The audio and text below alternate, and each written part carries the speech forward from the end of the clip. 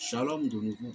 Vous lisez le livre de 1 Samuel 5, 1 à 12. 1 Samuel 5, verset 1 à 12. Vous allez voir que les enfants d'Israël, ils sont partis à la guerre avec l'âge du Seigneur. Et cette hache, soi-disant le Saint-Sacrement d'aujourd'hui, a été pris par de force avec les gens, les Philistins. Les prêtres de Philistins, ils ont pris l'arc de Dieu. Et ils ont posé cette lâche du Seigneur dans leur temple auprès de Dagon. Mais la nuit, ce qui s'est passé avec Dagon n'est pas du tout du jeu. La deuxième nuit, même chose, n'est pas du jeu. L'âge de l'Éternel a créé beaucoup de scandales auprès des Philistins. Mais au finish, ils ont libéré l'âge du Seigneur. Mais qu'est-ce que j'ai à te dire? Lis le passage d'abord, et puis tu vas comprendre, et tu comprendras tout ce que j'ai à te dire en bref de quelques secondes. 1 Samuel 5, verset 1 à 12.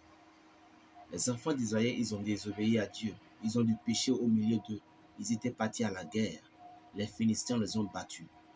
Malgré l'âge du Seigneur, ils n'ont pas pu vaincre, ils n'ont pas pu gagner. C'est juste pour te dire, il y a des péchés si vous avez sur vous. Dieu ne peut jamais vous délivrer. Dieu ne peut jamais vous pardonner. Il y a des péchés si vous avez sur vous, ne pensez jamais que vous allez prier Dieu et il va vous exaucer. Et un homme de Dieu ne peut pas prendre le micro pour prêcher la parole de Dieu en faisant comme si c'est lui qui veut opérer des miracles. Un vrai homme de Dieu fait confiance en son Père et il a besoin de son Père et son Père aussi a besoin de lui. Si vous avez des péchés, si les choses ne marchent pas, les pasteurs prient pour vous, les prêtres prient pour vous, tout le monde prie pour vous. Les portes ne s'ouvrent pas.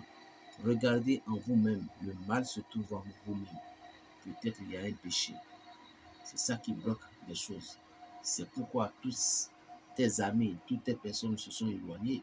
Peut-être Dieu est en train de t'appeler à te repentir. Peut-être Dieu te dit de revoir tes cas, de revoir ta situation. Écoute-moi. Les vrais adorateurs, c'est dans le cœur et non dans le physique. L'apparence est trompeuse. C'est pourquoi vous aimez des gens qui ont des voitures. Vous aimez des gens qui ont les vestes. Mais ceux qui portent les petits boubous, vous les détestez. Vous aimez les pasteurs qui ont les roses renveurs. C'est ça, vous dites qu'il y a vrai Dieu là. Non. Les pasteurs pouvaient porter même de petites choses, de vaut-rien. Mais la puissance de Dieu va être là. Ne cherchez pas trop ce qui est criant. Ne cherchez pas trop l'église qui est ornée avec des diamants. Dieu, il vient toujours en pauvre et en pauvreté. L'histoire, Jésus est né dans la crèche. L'histoire, Moïse était sous les eaux. Vous devez comprendre certaines choses. Dieu, il a une propriété de toutes les luces et il habite où il veut. Il faut que ta foi te guide et non tes yeux.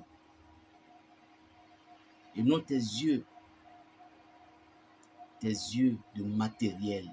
C'est ça qui te tombe. Plus 229, le 95, 26, 41, 46.